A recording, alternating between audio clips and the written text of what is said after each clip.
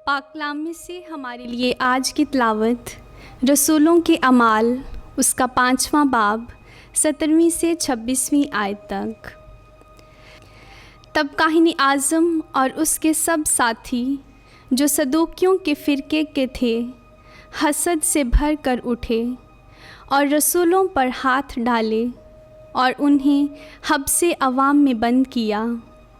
मगर खुदावंद के एक फ़रिश्ते ने रात को कैदखाने के दरवाज़े खोले और उन्हें बाहर लाकर कहा, जाओ और हैकल में खड़े होकर इस ज़िंदगी की सब बातें लोगों को सुनाओ।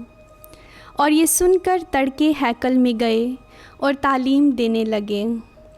इतने में काहिनी आज़म और उसके साथियों ने आकर अदालत आलिया और बनी इस्राइल के तमाम दीवाने ख़ास की मजलिस की और कैदखाने में कहला भेजा कि उन्हें लाएं।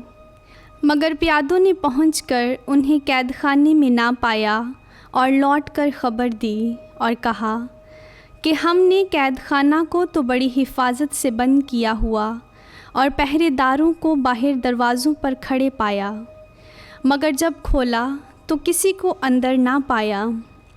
जब हैकल के सरदार और सरदार काहिनों ने ये बातें सुनी तो उनके बारे में सरासीमा हुए कि इसका क्या अंजाम होगा।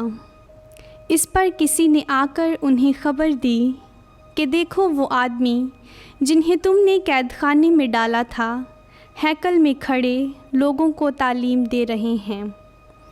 तब हैकल का सरदार प्यादों के साथ जाकर उन्हें ले आया, लेकिन ज़बरदस्ती से नहीं, क्योंकि लोगों से डरते थे कि हमें संसार ना करें।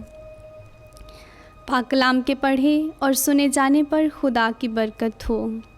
खुदा का शुक्र हो।